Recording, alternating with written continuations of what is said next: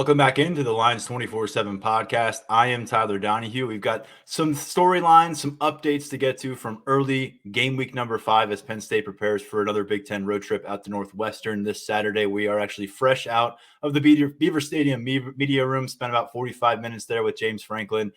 We have coverage at Lions247.com. Daniel Gallen will join me a little bit later here on this episode of the Lions247 Podcast. But the Nittany Lions are on fire right now when it comes to recruiting. Back-to-back days now with picking up commitments. Brady O'Hara makes his decision, goes public on Tuesday, joining the Nittany Lions 2025 class. He is the second in-state pickup in a 3-day span, and he is also the second top 24/7 pickup during this post-whiteout commit spree. And to help us break down this edition and a lot more from what has been a very busy weekend and now early week for Nittany Lions recruiting, we welcome Brian Dohn back to the show. And Brian, we timed this one out well. I actually reached out to you this morning to come onto the podcast to talk about the last couple commitments and some of the conversations you've had coming out of the whiteout. And within a half hour of that text, Brady O'Hara joined the party. So I'm glad we were able to get you on this Tuesday. Yeah, no, I know that I was kind of expecting Brady. Maybe we'd do it a little later in the week, but I think the writing was on the wall for that one with how many times he visited. But yeah, it's I'm a late sleeper, so all of a sudden my phone started buzzing. It was time to get up. Well, I mean, Penn State's been providing the news on the recruiting front lately, and we know that the whiteout weekend is always a potential harbinger of things to come, and that has proven to be the case. And let's start with this latest pickup, and we'll work our ways to the others. Brady O'Hara, we've discussed him quite a bit here on the podcast. Tyler Calvaruso, yourself, Steve Wiltfong have had crystal ball picks in for O'Hara to end up with the Nittany Lions, and he is a big jumbo athlete. We talked earlier in this process about him being a tight end. That's where we witnessed him camp with Penn State this summer. But can you kind of bring us up to speed on his decision and where he stands in terms of a position with Penn State? Yeah, I think the easiest way to put it is there's a little bit of flux involved there with how his frame continues to develop. I saw him twice in the last few months. I saw him at a camp in the spring in New Jersey when it was raining so hard I thought I was going to have to build an ark. And he was amazing, catching everything there in terrible conditions, and he looked good. And then I saw him out in Pittsburgh in mid-July, and again, he caught everything. But, when you think of a Penn State tight end, he's a little different than, what you would get maybe with a Theo Johnson or Mike Gesicki, guys like that, where he can play in line, hand on the ground, block, and he's not going to create the athletic mismatch that some Penn State tight ends usually do in putting them out in the slot or out wide. And so that's where the discussions start to come in terms of his future position. This is much different than the Mega Barnwell situation, which I always thought he was an offensive lineman from the moment he first committed as a freshman.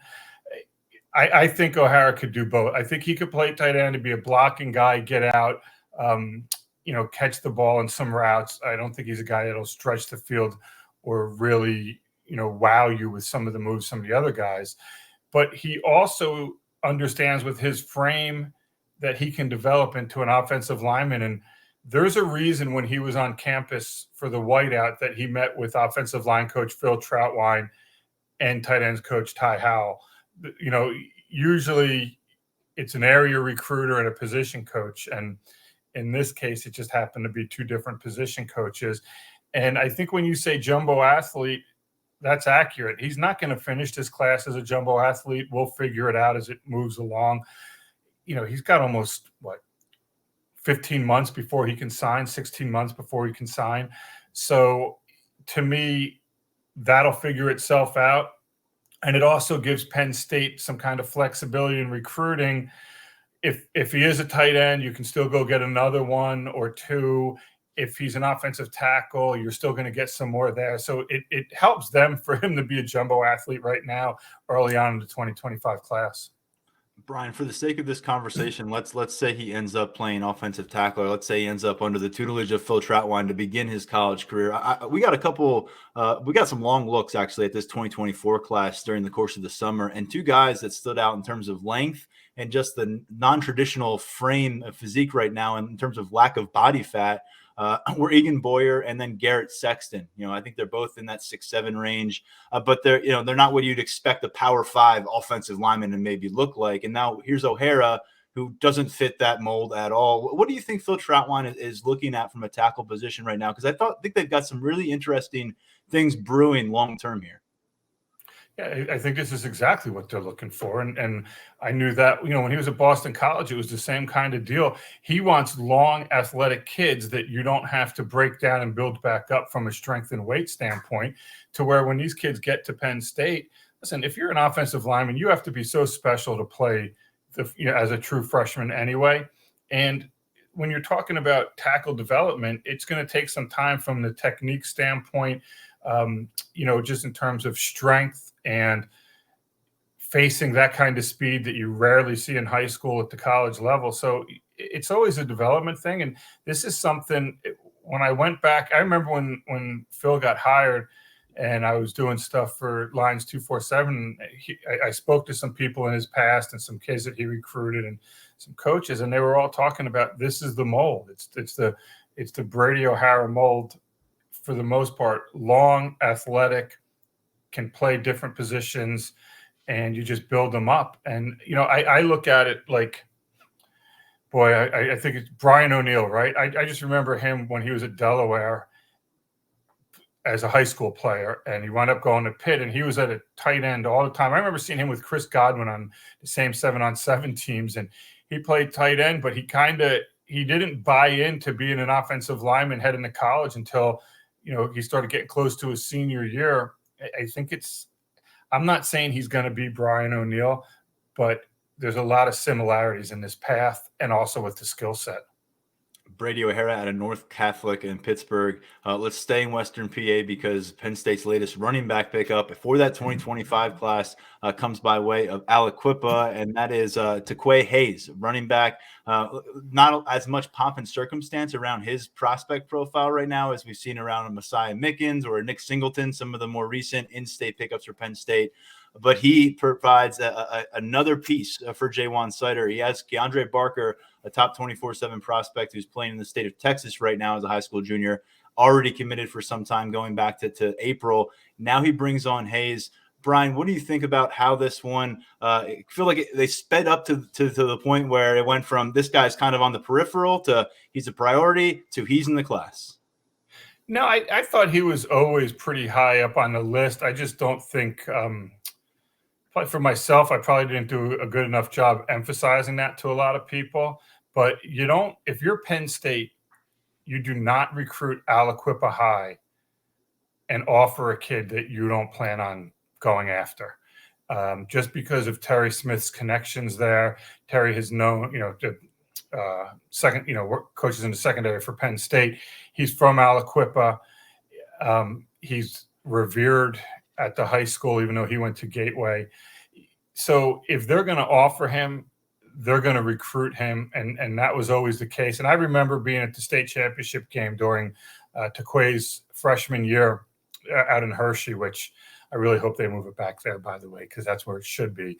But watching him in that game as a freshman, he was just, you could already tell he was really good. And Penn State offered maybe a week before that. I think they offered like December 1st. So whatever that game was, I think it was right around that time. But I just remember watching him. He had such a good feel for running. And then as a sophomore, he puts up 2,100 yards. And I know Aliquippa is dominant, and they're always producing kids that put up huge numbers. But listen, he can do a lot of different things. He can catch the ball. And I think for me, it was always, well, if Penn State's going to take him, of course, that's where he's going to wind up. That's just the way it is. And I think, when you say he was kind of a little under the radar, I think that was probably the case just because a lot of us thought, well, first of all, he's at 25. So maybe there wouldn't be that big push to get him. But you mentioned they already had one running back committed. If you look at the list, they had, I think, 4 running back visitors for the whiteout in the 25 class who had offers. And, it's one of the things, Tyler, I was talking to some people just in the recruiting world the last few days, and Penn State had a lot of quality depth on this, at the whiteout. And it reminded me of last season with the 24 class and who's going to jump in. Like I'm writing a story for later on Wednesday on Lex Cyrus, the receiver out of Susquehanna. And he's a kid that, ran in the 4.3s handheld at Penn State, which look, 4.3s, whatever. It doesn't matter if he ran a 4.5, he's fast. He's got a 10.45 electronic in the 100. He's a lot, I saw Tyseer Denmark, the Penn State commit, play on Friday. And when I watched Denmark and then I watched Lex Cyrus's film, it's the same kind of movements and ball skills. And, it's a lot of Jahan Dotson. And again, I'm not saying these kids are Jahan Dotson, but you can see how Penn State's recruiting these kids to fit into these classes. And so I go back to the running backs, and with Tyquee, you got to get in or there may not be a spot. And we're going to start seeing that. You say, 3 commitments in 3 days. Yeah, because, now that O'Hara's in, even if it's going to be as an offensive tackle, we don't know that yet. So does it make another tight end like Ryan Gia out of Georgia say, yeah, I got to jump in? Hayes is right now number 30 at the running back spot in 24/7 Sports Assessment. He's got an 88 rating, which places him in 3-star status. When you look at that evaluation, where do you think maybe it goes from here? Do you think that sounds about right for now? No, I mean, we're focused right now on the 24 class, but 88, I know people think that 3 stars are bad players, but if you're an 88 with us, we think that you have NFL potential, right? So he's a high 3-star, and yeah, he's got a chance to move up, and we'll really get a good look at him in October and November and see just how he's progressed. But yeah, I mean, with Penn State, you think that there's going to be, they know what they're doing at running back, right? You just look at the history. Yeah. I mean, it's certain things you look at and you say, well, they know, we know this stuff. And it's just, we all get to different places at the same time. And the important thing is get to the point where and I tell kids this all the time. I don't really care. If I rank you somewhere in July, that's great. But make sure you're where you want to be in February after all the signing stuff's done, because that's what's important. We'll go back to Sunday, which was the first of these 3 commitments coming out of the whiteout, and we'll go to your neck of the woods, the Garden State, one of the top players from New Jersey in the 2025 cycle, out of Henry Snyder High School in Jersey City, DJ McClary. He's the number 16 linebacker overall in 24/7 Sports rankings. He's number 121 talent overall in those rankings. I mean, this was a major vocal point for the linebacker recruiting, for defensive recruiting, Manny Diaz in this cycle, and they get it done here in September of 2023. Yeah, and I think one of the things with DJ, before you talk about what he is as a player, you look at why Penn State got him, and it's the approach they took to recruiting him and the people close to him. And by that, I mean, it wasn't just Manny Diaz calling or a grad assistant calling or whatever. Every time he would go to campus, a bunch of people on staff would talk to him, make him feel comfortable. They would always check in on him. They would deal with his coach a lot and his family. And it just made it really comfortable. And in talking to his coach late last week, I think people know we kind of knew it was coming when, you have the story with quotes about 3 seconds after. But, what his coach kept telling me was, hey, it's the way they recruited him. Obviously you're going to get developed as a linebacker there, which, speaks for itself, but it was beyond that. And then when you look at him as a player, man, his tape is fun just from a standpoint of, we deal with a lot of the places where kids only play on one side of the ball, or they're specialized, or they're these powerhouses. And look, he plays for Snyder, and it's a program that's building. They're in the same town as St. Peter's Prep. And he decided he wanted to play football there, and it's awesome. Now, he was hurt, and how valuable is he? Well, they lost to a team that hadn't won in 3 years when he was out on Thursday. And then you look at him, and he doesn't come off the field. I mean, it's one of those things where, he's playing quarterback. He can do special teams. Linebacker, he can run sideline to sideline. And what's amazing is not only is he running for 2,000 yards and making 130 tackles, in the fourth quarter, late in the season, he still looks fresh. And it's like, man, if I could just get a little bit of that energy, that would really help me out in getting through my day. And then the other thing is, he's not you didn't read a lot about him in recruiting because he's not a kid that wants to do a lot of interviews. He's old school from the standpoint of, yo, man, let me go to school, let me do my work, let me get better, and I don't need all the other stuff. I don't care about the other stuff. And so it was cool, and I can't wait. I'm gonna go see them play. I think October 12th. They usually play Thursday games, and I'm gonna go watch him play. And I'm just excited to watch him. I can't remember what TV commercial it was where, some dude was making every play on the field and the game's over and he's like still being announced over the PA system. And I'm old, so I can't remember it. But I feel like that's what I'm going to get when I go watch him play this year. It takes me back to what Tony Rojas did, on the high school field as a senior on both sides of the ball, relentless. Yeah, and I think he's even more important to his team than what Tony was to his. Gonna be fun to track him in the coming seasons before he actually makes it here to campus. And Brian, let's dive into the whiteout scene. Yeah. I mean, you alluded to it. It was a fantastic opportunity, a lot of hard work to make it happen logistically for Penn State to get people in the seats. And Mother Nature wasn't really all that helpful this time around, but it still didn't really seem to matter. I usually say there were dozens of offered recruits on campus. I think it's probably more appropriate to say there was nearly 100 offered recruits on campus on this Saturday. And two of the big fish out there, we've focused on 2025 so far. We're going to jump back into that cycle in a bit, but let's set the high school juniors on the back burner for the moment, because we're now under 3 full months away from the early signing period. That's going to really determine the final shapes of the 2024 recruiting class for Penn State. And two defensive line prospects of note on campus here. Let's start with Ernest Willer, top 100 overall defensive line prospect. Yeah, I think for him, and it's, just so we're familiar with Ernest Willer for people who aren't, he began his career at St. Paul's in Maryland. Then he went to Gilman for a year, transferred down to IMG for his junior year. Now he's back in Maryland at Concordia Prep, kind of wanted to be back home for his senior year. And I don't view this as a typical wait for schools in 4 years. He was making strides and he was trying to increase the level of program he was playing at as he went through this. And then when he was at IMG, just decided to go back to Maryland. But this is a really intriguing one, Tyler, because he hasn't made any official visits. He's a big-time talent. He did not participate in spring practice down at IMG. He did not make any officials during June, which everybody was, and he was waiting for the season. And they were wrong with, is he okay? Now he's playing this year. Everybody says he's okay. And I think some schools now are they were in that wait and see mode, really trying to see what was going on. Is he going to play? Is he healthy? And now he's playing. And so he visited Maryland unofficially. The Penn State visit was unofficial.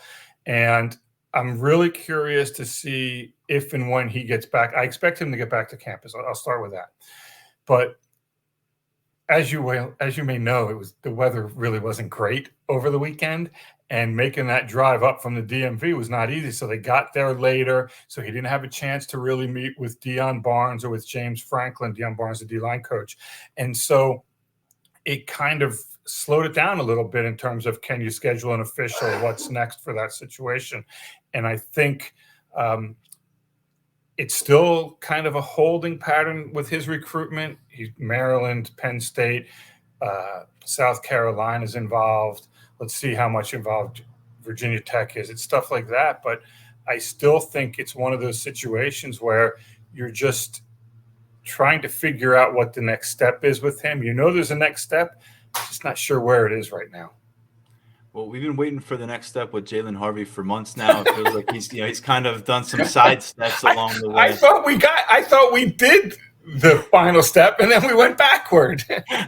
And here we are, still some hats on the table. He still has not picked any of them up. And Jalen Harvey, of course, back here at the whiteout.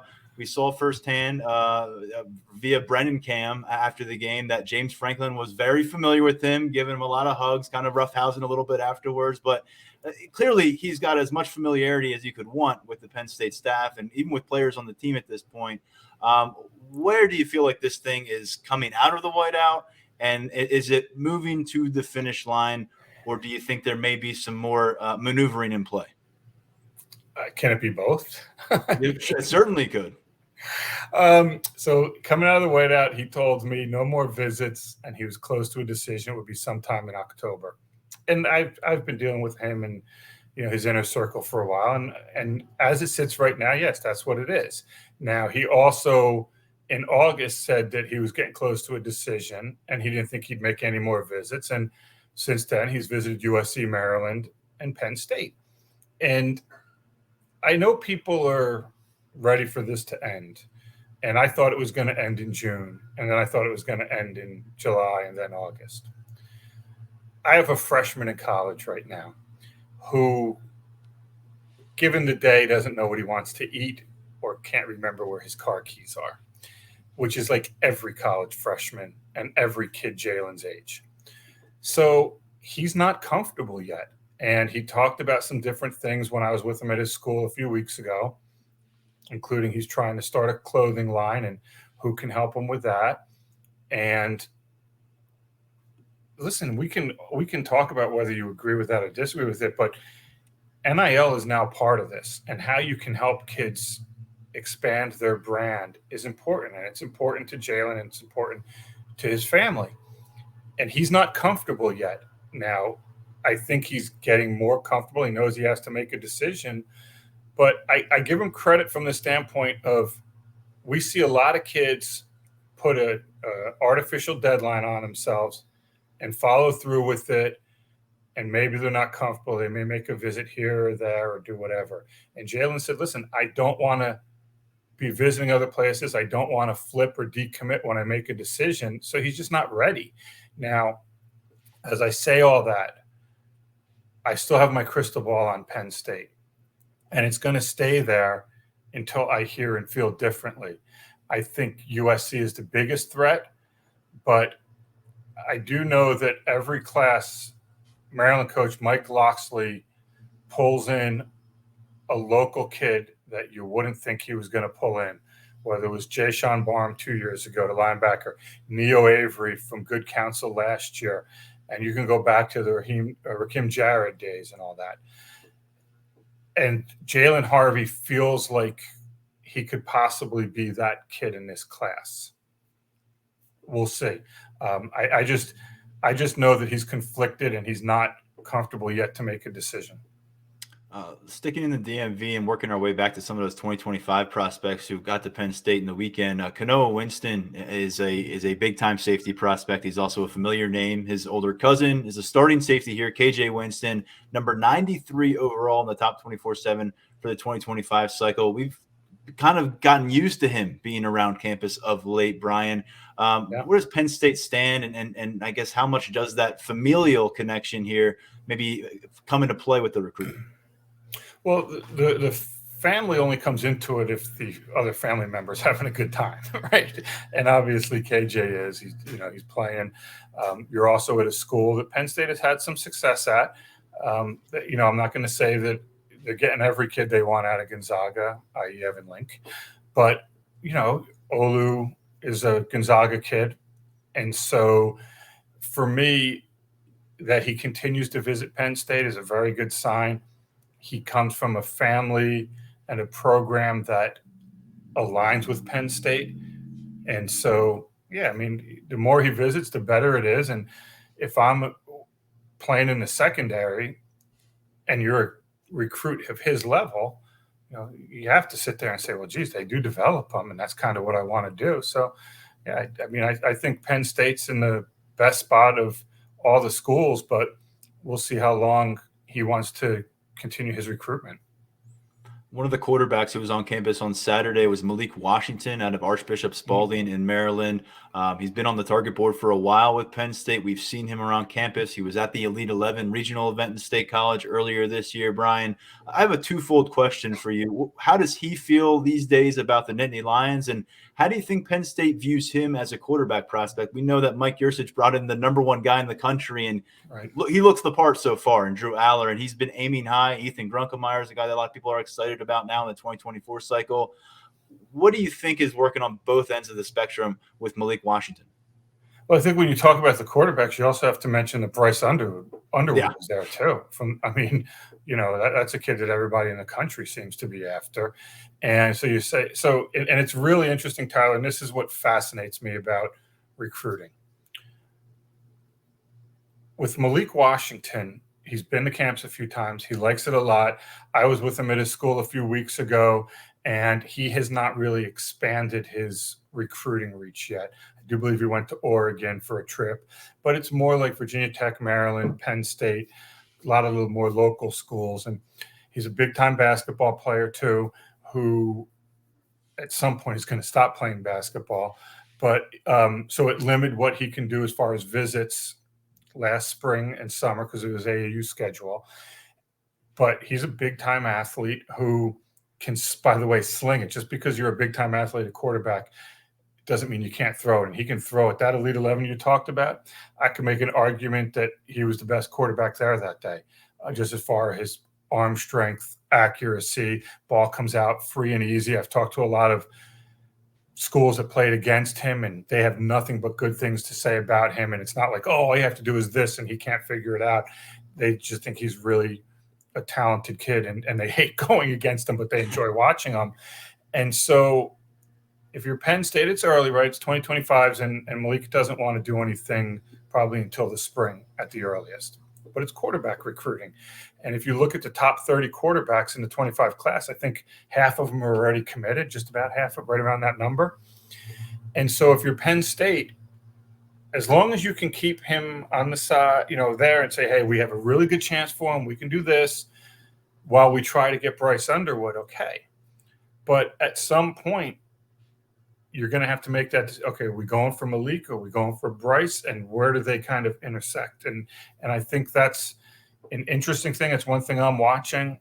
Now, listen, like I said, Malik doesn't have any ideas of announcing anytime soon, and that's according to him from a couple of weeks ago. We know things change quickly in recruiting, but I think Penn State has some time to figure this one out.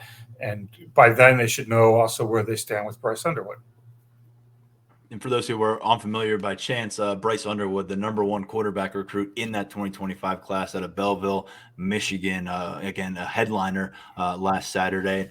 Brian, one other name I wanted to get to, and we'll get more local with it, out of the Haverford School, a young man that we got really familiar with this summer. Really cool story watching him come and earn his scholarship, and his recruitment continues to expand, is Josh Williams. Interior offensive line prospect for Penn State. He has been treated like a priority during his campus visits here, getting to the opener, getting to the whiteout, and he's from a Penn State family. He hasn't beat around the bush on that subject. Between him and Michael Carroll, Brian, it feels like they have the makings of maybe an in-state collaborative offensive line class that could really have a bit of a personality out there. And I just think they're in a really good spot. They haven't sealed the deal here with either one. But can you kind of talk about Josh Williams from a Penn State perspective, and also just his expanding profile? It's happened so fast for the young man. Yeah, and it's funny because I think if I remember right, he was offered in late June when he camped at Penn State. Yeah, and then if I remember right, and I was on the beach at this time, but for the Lash Bash, I think he got there for the Lash Bash. He did not. He was on vacation in Europe with his family. I need to join a different family. I was in the States, but. Yeah, so he was at West Virginia. He was at the whiteout, like you said. I was DMing with him after the game. I was DMing with him Tuesday morning about some stuff. He's a smart kid. He's the class president at the Haverford School. Really, obviously a smart kid, but also a kid that understands life outside of football and what connections Penn State can give him. Especially as an in-state kid. And he's we talked about Brady O'Hara or the Boyer kid out of North Carolina, Egan Boyer, who are long, lean, and need to develop some, get some more muscle mass. Well, Josh Williams is a pretty strong kid. He's powerful. He's interior to me all the way, moves his feet well. He can bend. And I think all these kids better be getting better, but I think his ability to improve, he can really improve high. It's not like, well, how much, Tyler, you were in the recruiting game, right? You worked at schools. It's not just where are you now? It's, are you maxed out already, or do you go how? And I think for him, he has a really high ceiling with that. He's a kid that we're going to get in front of our rankings committee. I had just put him on our discussion sheet for one of our calls when we get to 25s, just to, I started him out as a high 3-star, and just to tell you what kind of kid he is. I said, hey, I'm going to start you as a high 3-star. Just understand, it's a baseline. And he's like, oh, I'm so grateful for that. Thank you so much. And it's like, it's so nice to hear just kid. He's just a happy kid, and he's thankful. And he's going to, and he's like, look, I'm going to work really hard. And I believe him. And I think if Penn State, if you look at Ohio State, they usually take care of Ohio and the best players. And Penn State has had a mixed bag with some of that, even though they've recruited really well. And I think when you start locking down kids like Josh Williams or Michael Carroll, Brady O'Hara, Tyquee Hayes, Messiah Mickens, and, I think that really helps. It gives you the foundation of a class. And to me, that is really important.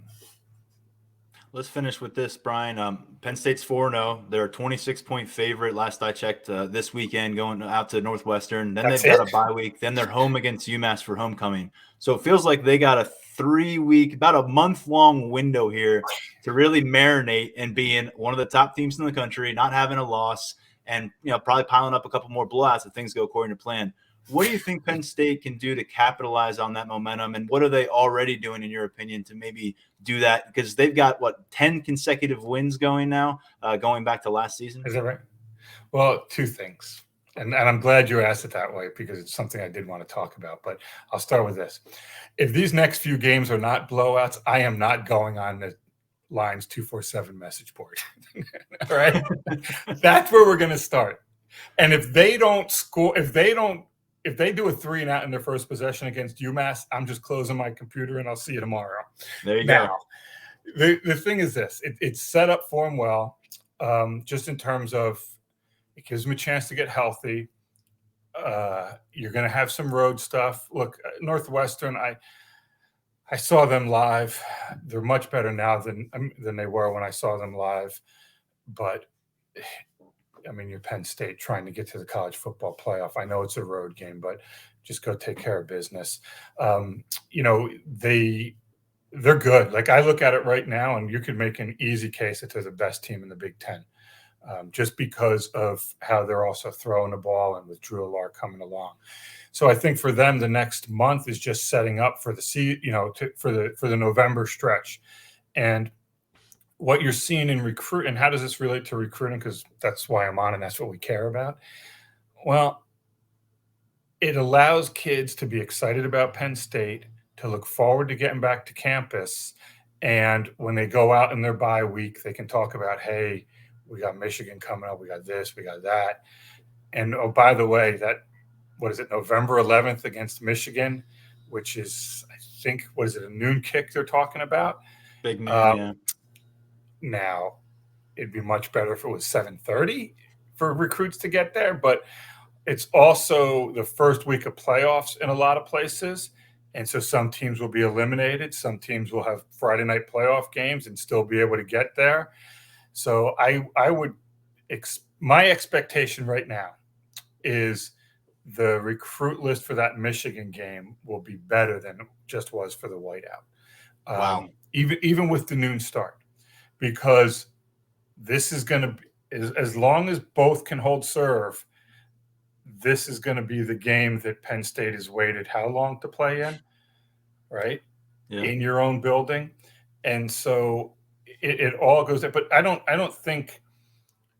think when Penn State goes on a road to recruit, or they talking to kids on the phone or whatever, all they have to do is, here's where we are, come be part of it. It's not a hard sell. This isn't like Brent Pry at Virginia Tech, who is still trying to make people believe in his second year down there because he took over a program that was a mess, right? So Penn State is beyond the, come believe in us. It's like, hey, come be part of it. And I think they're doing a good job with that. And I think, listen, I know people don't really care about 26s and 27s for the most part. But, when Larry Moon, a 27 from Western PA who has an offer, comes to the whiteout, that's important for him. And it's important to be around the coaches and the players and see that environment, because when he makes a decision in 2 years, he knows that, and he's been through all this stuff. And I think sometimes it's really hard. Look, even as a guy covering recruiting, it's hard to shift from 24s to 25s and then 25s to 26s. So 27s, I've probably written maybe 2 stories on 27s so far, but pay attention to them, because this is where you kind of, when you're talking about elite players, trying to get in early with them is really important.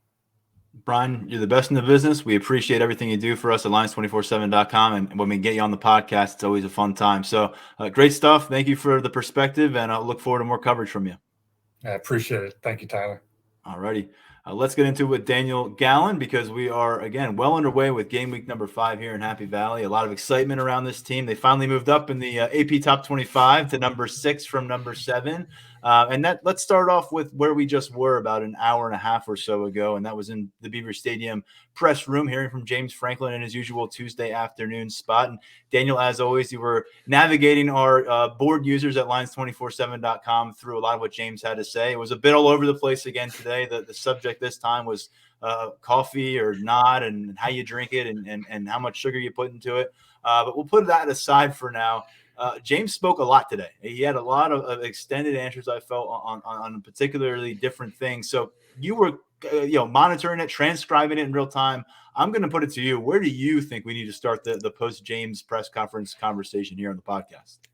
I think we can look pretty big picture at everything that James Franklin had to say. I think that these Tuesday press conferences give you kind of a window into how he's feeling about the team, and also what the overall perception on the beat is around the team. I mean, I think that some Tuesdays you come in, especially if it's after a loss or something like that, and there's an area that everyone seems to be hammering in a couple different ways, trying to ask the same question a couple different ways to get a different answer.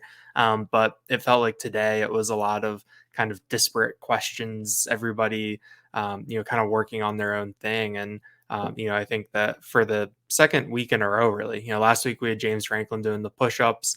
Today we had him asking everybody about how they take their coffee.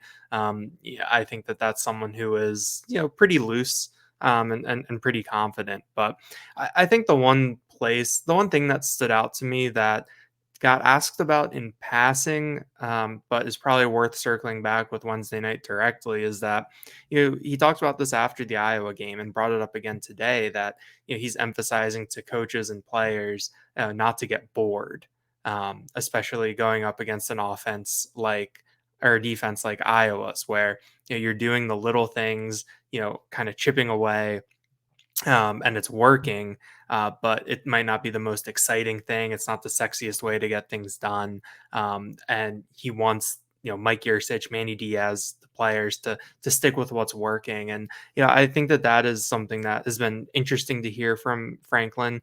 I mean, he's brought it up himself, every single time, I think multiple times, Saturday night, in his opening statement, I believe today. So that's a message that he wants to get through, to his team, to his program. And I think that that's a good message to start with, especially with, in the kind of the micro of going up against Iowa and kind of having to bang your head against the wall, over the course of the night. I mean, you look at that drive chart, and while, for the defense, it's great, but for Iowa, for the offense, Iowa didn't really make it easy.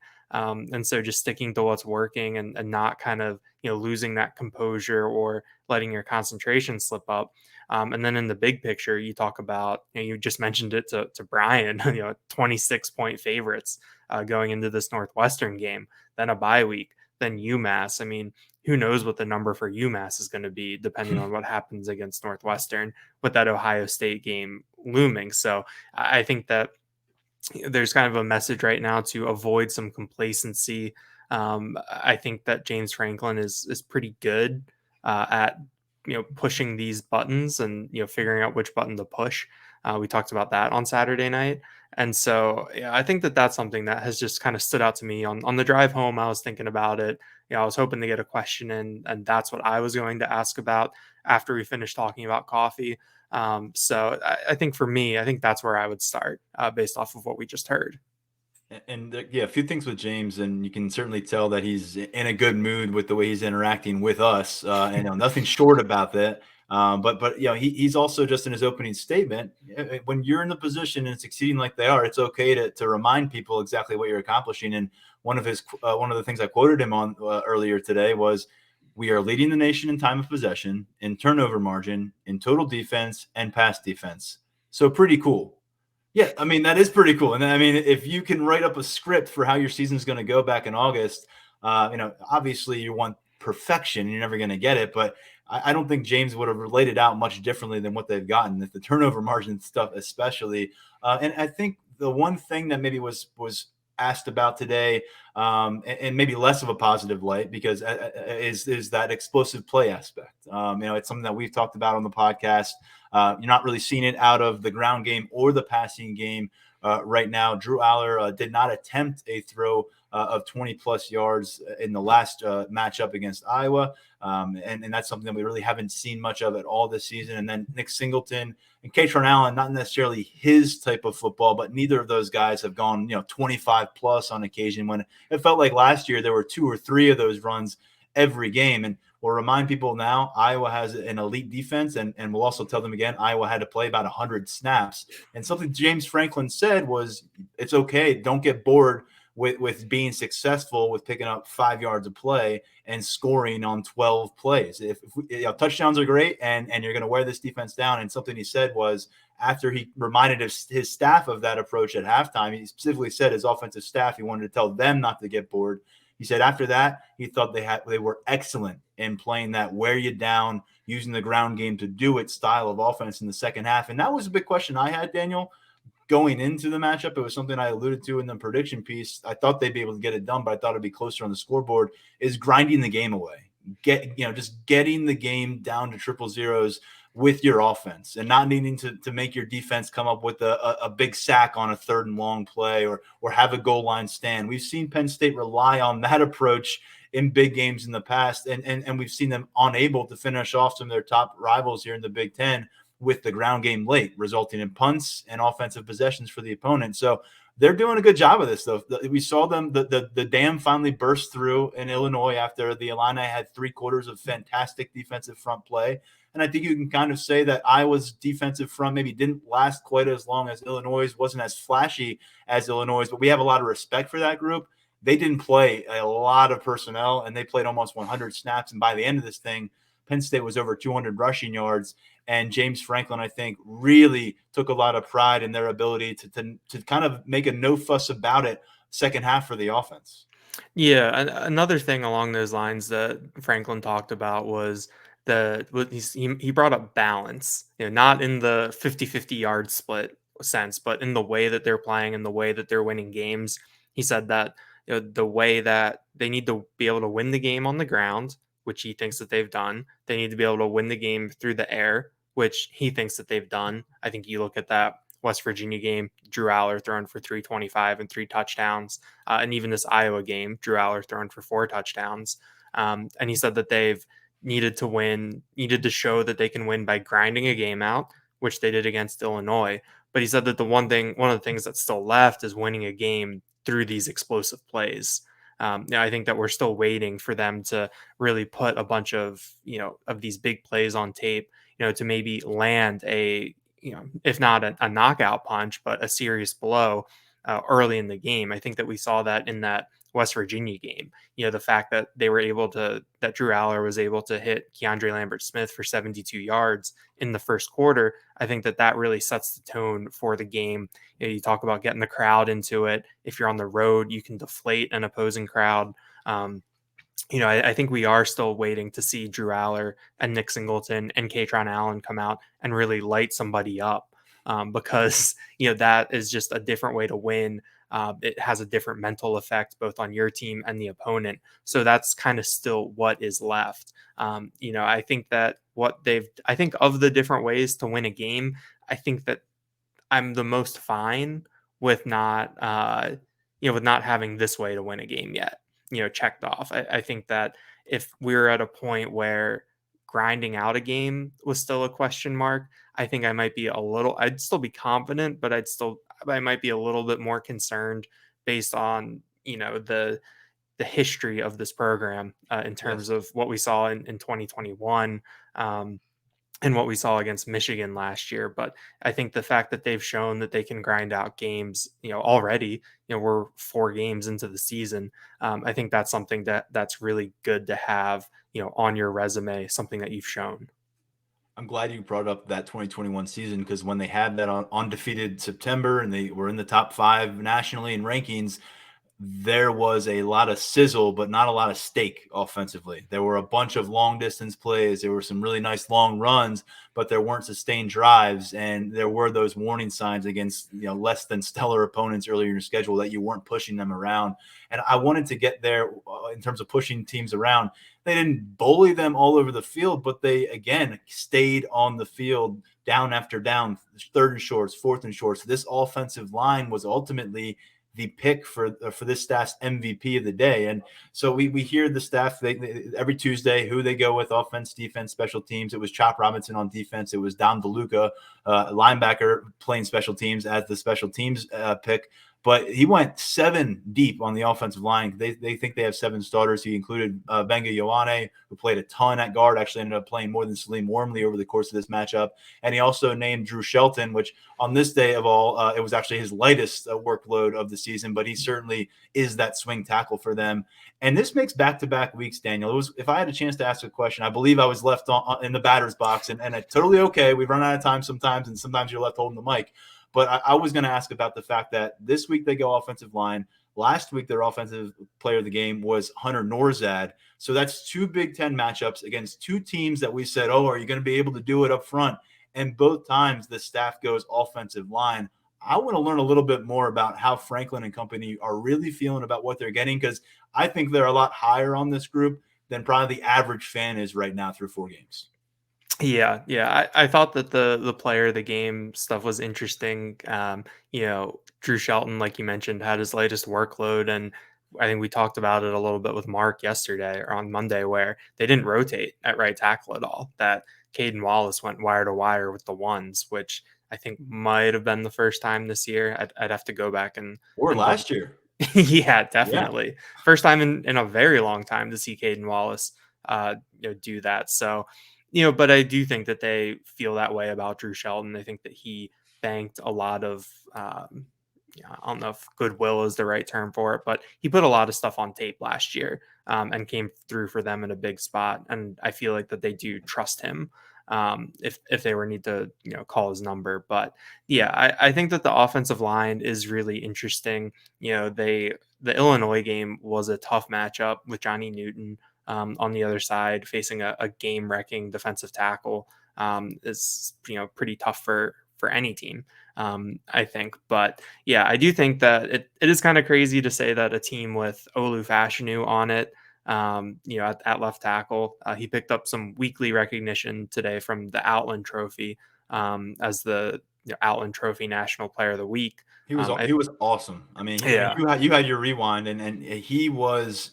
We haven't seen a ton of him early in the season. If you get that Olu Fashanu against Ohio State, Michigan, you can kind of check that part of the game off your list, because you're getting elite level tackle play on the blind side of your young quarterback. Exactly, and it feels kind of weird to say that an offensive line with him on it might be flying a little under the radar right now.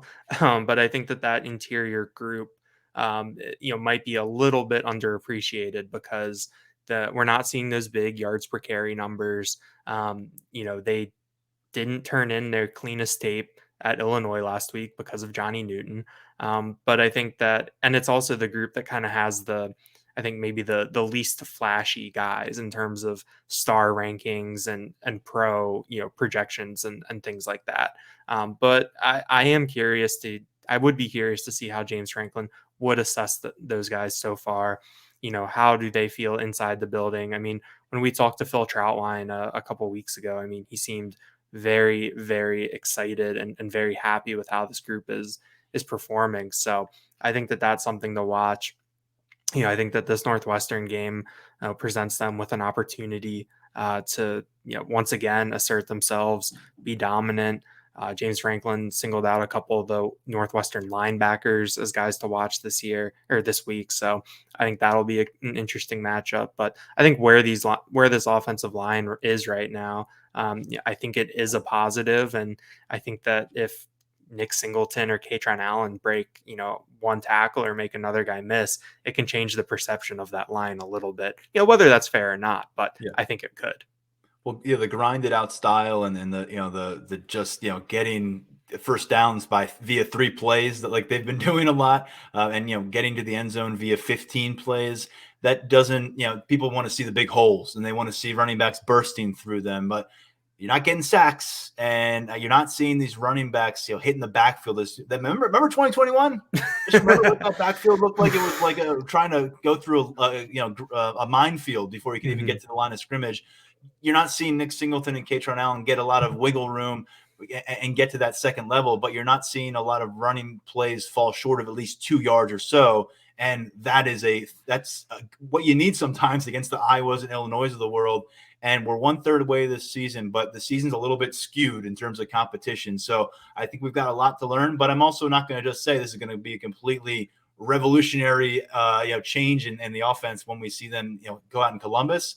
But they're in a really good situation to hit that game against Ohio State at 6-0 without having have emptied their sleeves, I guess, if you're Mike Yurcich, in terms of what you can accomplish offensively. And a big part of what we're going to get between this point and that point, Daniel, is what's going on with the wide receiver room. Who's going to step up between now and then? Who's going to prove that they're not up to the task? And who's going to say, I demand these reps because you can't keep me off the field? And maybe no one does that, but I think Harrison Wallace was the guy that looked the part early, opposite of Keandre Lambert-Smith. It's been the Keandre Lambert-Smith show at wide receiver, and then it's been a steady drop-off from there. He's got 21 catches, I believe, through these 4 games. Harrison Wallace is next up at 10. No one else has reached 10 in the wide receiver room. So Wallace, 25 snaps as a second teamer coming back from an injury issue. He started the first couple games, had 10 catches through those first 2 weeks, but he was not targeted on Saturday. And James Franklin acknowledged this Tuesday that Harrison Wallace, he wouldn't call him 100% going into that matchup against Iowa. So you wonder if another week of getting healthier hopefully sets him up for a bigger day against Northwestern. And if that's not the case, then you've got a bye week to really try to address that issue. But to me, he's a key ingredient that we've got to look at wide receiver. And James Franklin discussed it today. It still kind of goes with what we've been hearing, the mantra since March. It's Keandre Lambert-Smith. It's when he's available, Harrison Wallace, and then it's a cluster of guys who each have an opportunity every single day on the practice field, then come Saturdays, to seize their moment and to take it by the horns. And thus far, we've seen kind of like the stock market. Guys have, jumped up one day, spiked a little bit, and then come down the next game. And it's hard to sort through a game by game thus far. And even when you look at the collective 4-game sample size, you can say, okay, well, Dante Cephas is trending up in terms of usage, but then you look at the production and 1 catch for 11 yards last game. And you can say, well, Malik McLean, he looks like he's buried now after going from 45 snaps to 15 snaps, but wouldn't shock me if he finds himself somewhere toward the taller end of that number against Northwestern, because again, you're just waiting for someone to seize that moment. And we're also waiting for the passing game to show its true identity. Yeah, Franklin said that there were, I think, 5 guys after Lambert-Smith and Wallace that they've really been looking at, and that they've seen flashes, but it just comes back to that consistency, which is something that we've heard about for a very long time at this point. I am curious how maybe Liam Clifford fits into that, because I think that we're going to talk to Marcus Hagans on Thursday. And when we talked to Hagans during training camp, he was talking a lot about consistency. And when you asked him who was being the most consistent, he wouldn't give you a name. But then when he was asked about Clifford, he did drop a consistency in there. So, I think that he's someone to watch from that perspective. He's played the most in the slot. I mean, no one's really. I Yeah. mean, you think Keandre Lambert-Smith in the slot for maybe a quarter of his snaps consistently. You saw Caden Saunders get up toward 20 snaps in the slot last week. Dante Cephas gets a handful. Harrison Wallace was getting a handful. But Liam Clifford, not only is he like exclusively doing it in the slot, but I think it's now 4 consecutive games of 24, 25 plus snaps there. So he's set that role, but I don't know if it gets to the point where he's a full-fledged starter in terms of those snap counts by game's end.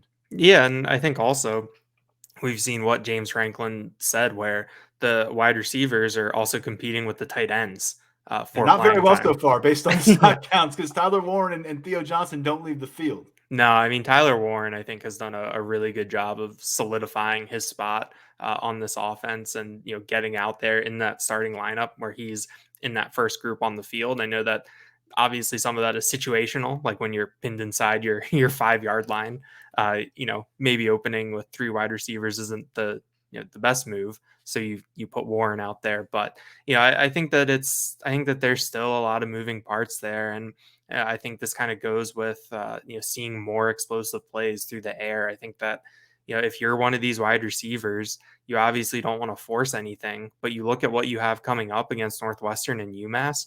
I mean, these are 2 teams that you should be able to make some plays against. So you want to see guys make plays against these types of opponents. I think that Omari Evans is someone to keep an eye on. I mean, he had a very sneaky, I think, 42 snaps against. He almost outsnapped. Almost outsnapped Dante Cephas. Like, they're putting him back on the field. We saw one. I wrote about this in the rewind. We saw one personnel grouping in the first quarter that was Omari Evans, Harrison Wallace, and Caden Saunders. That's some young, explosive talent out there. So I think that they're really mixing and matching and trying to figure out what is going to work for Drew Aller, what is going to work for this offense. But these next 3 weeks, 2 games, it's a really prime opportunity to make something happen, to put something on tape. But it's got to be consistent. I think that that's what it's going to come down to. And I think that if you're not being consistent, I think James Franklin and Mike Yurcich are perfectly happy being like, all right, more for Tyler Warren, maybe even more for Khalil Dinkins. I think the good thing, if you're looking at this wide receiver situation here in September 26th, is it feels like what the floor probably is at the wide receiver spot, but the ceiling is kind of unknown because a guy like Omari Evans or a Harrison Wallace or a Dante Cephas, I mean, the list goes on and on. They could be like, by the time we get into early November and Michigan comes to town, they could be an established playmaker, like someone who's already done it game by game by game. It has to start happening soon, though. You can't just say someone's going to step up. Someone's going to step up. Eventually, someone either does or doesn't. But you're right. The next 120 minutes of football, because of the way these matchups are going to be, a lot of snaps are going to be dispersed. And whether Bo Perbilo is throwing the football or Drew Aller is throwing the football, you're under the microscope because I have a feeling this team wants to come out of that first 6-game set and know exactly who is playing wide receiver and when they're playing wide receiver and who's going to be in the slot and why they all have those roles when you go up against the Buckeyes in Columbus. So, again, I think it's more of a lot more to gain from this than you have to lose moving forward at the wide receiver spot in terms of the stock up versus stock down overall. Let's finish here, Daniel, with some notes from a couple of player calls here on a Tuesday. We're getting underway. We have a lot more conversations to come with Penn State players between now and the end of this game week, and Lions247.com will be jumping in all of our notes and updates. But it began with KJ Winston, who's certainly a figure on the rise, starting safety for this defense. We know they use 4 safeties a bunch, but he has been locked in as a first teamer since game 1. And he's a guy that came in last year, Daniel, you know about this. He played about 100 snaps on defense, but he was buzzy. I mean, there was a lot of talk about this guy. He was in a room where he didn't have to play a bunch of football. He still burned red shirt, found some pass on special teams. And he's still a guy that I think when he truly gets unleashed, and maybe it doesn't happen until next year, when he gets like a starter's run of snaps and he's like barely leaving the field.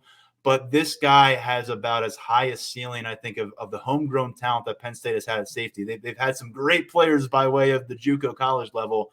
But I think in terms of guys that I've witnessed them bring in from the high school level, develop on their own, where he could be at the back end of his Nittany Lions career, it's about as high as I think I would project of any Penn State players I've seen come through here.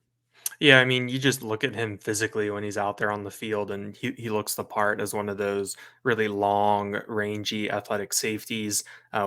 I wrote about this too on Monday with that, 3 defensive end prowler package and where they were moving KJ Winston around.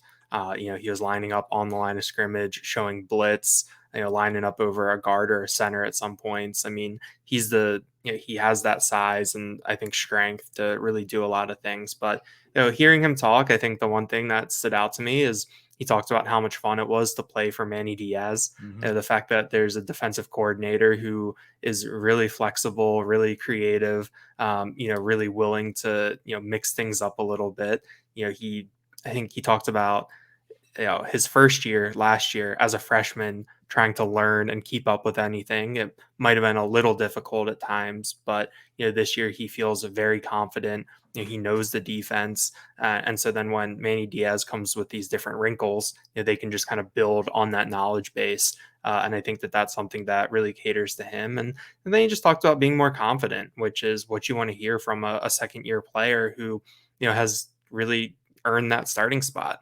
I think that with what we saw last year with the snap distribution of those top 4, I thought that we might see a situation similar where, Keaton Ellis is the starter, or, someone else is the starter, but doesn't necessarily play the most reps. We saw that with Jalen Reed out snapping Keaton Ellis last year. But KJ Winston has gotten that start and he's been out there a lot. Yep. So I think that speaks to the trust that Anthony Poindexter and Manny Diaz have in him and what he's done behind the scenes. I agree with you. The biggest takeaway from the 12, 15 minutes or whatever it was with KJ to me was just how much fun he's having playing with Manny Diaz. It sounds like they show up to work to start these game weeks and they don't know what to expect. They don't know what Manny Diaz is going to pull out of his pocket and say, here's what we're doing. Here's something new. And it sounds like they're thriving off that because they've got all the baseline fundamental aspects of this defense down pat now. Whereas last year, a lot of them, this time of the year especially, a lot of them will tell you in retrospect, they were just trying to figure out where they needed to be, not really asking why. And now they're asking why and they're learning why. And it's all the difference. And when you're doing that with 30 guys involved regularly, it's a very well-oiled machine right now for Manny Diaz. If that Iowa performance was not an indication of that. While I was getting ready for my interview with Brian just before you, obviously you were sitting down to talk to Alex Felkins. So I missed that call. I'm going to hear it from you for the first time. He's a guy who's under the microscope along with the special teams room, I think, so far. He took the job at place kicker after a first half in week 1 where Sanders Sahadak missed a couple in the second quarter. Felkins now mixed reviews, I think overall more positive, but he missed a 45-yarder, was it, against Iowa, maybe 43, and then a week before had one blocked while going 3 for 4 against Illinois. So it seems like he's pretty safe in having this job for now. What did you hear from him as he, I guess, assessed his performance thus far? Yeah, I started by asking him about that miss, what happened with the operation and everything. And he said that he got a little sped up. And then as he was through his motion, tried to slow down and, overcompensated a little bit, and which just led to a poor kick. But he's an interesting guy to talk to. We also talked to him for a while after the Illinois game.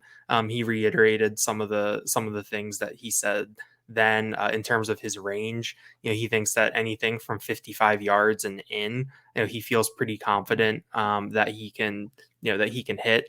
He said that anything beyond that, he would really need to muscle it a little bit more. During pregame warmups on Saturday night, I believe we saw him miss from 55 or 56, and then we saw Sanders Sahadak hit from 58. Which was sandwiched between misses from 57 and 59. But something that James Franklin brought up today that I thought is a talking point for special teams is that they've been going for it on 4th down.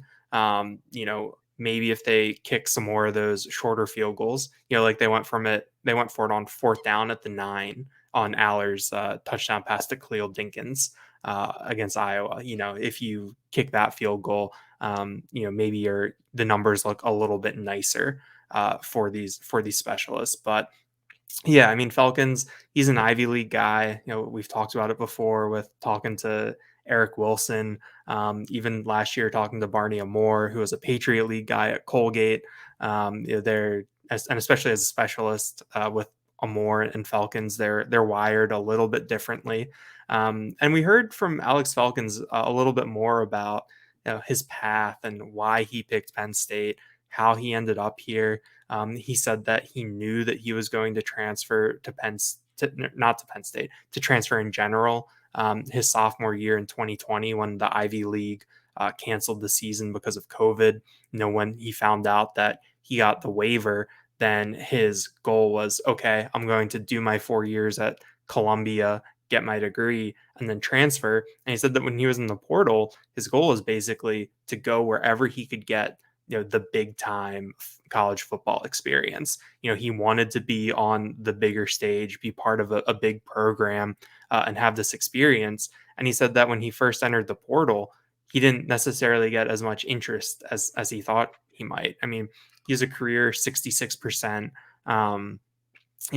field goal kicker at at Columbia. Getting all these C schools confused. I'm like Mark trying to figure out all those Northeastern schools that one time. But he said that he didn't necessarily get as much interest as he thought he might, given his track record and experience. But Stacey Collins, they connected, and it ended up being a good fit for him. And since he's gotten here, he thinks that he's just really developed the mental side of the game. That being in the Lash building, around that kind of competition, being around a big time program like Penn State, it's really forced him to become mentally stronger, to work on that side of the game. And he feels like that's really shown up, on Saturdays so far this year. Columbia's all-time points leader, 5 of 7 so far for field goals with Penn State. One miss from beyond 40, one block from beyond 50, and no issues on the extra points so far for Falcons since taking over the place kicker job. More pressure-packed moments await for him, though. That is for sure. We just started peeling back the curtain on Mr. Falcons, and we're going to find out a lot more starting this Saturday. But I'm looking longer term when 3 points can add up in a much different way than it has so far on the scoreboard for Penn State. Daniel, appreciate the perspective. I know you'll have more at Lions247.com. We'll be back out on the practice field on Wednesday. We'll be back here on the podcast Thursday to take another look at Northwestern and give our preview and predictions. So I'll let you get back to it, but thanks for hopping on the pod with me. Yeah, and thanks for everyone who stuck around to listen to me after Dohn. All right, man. See ya. Thank you.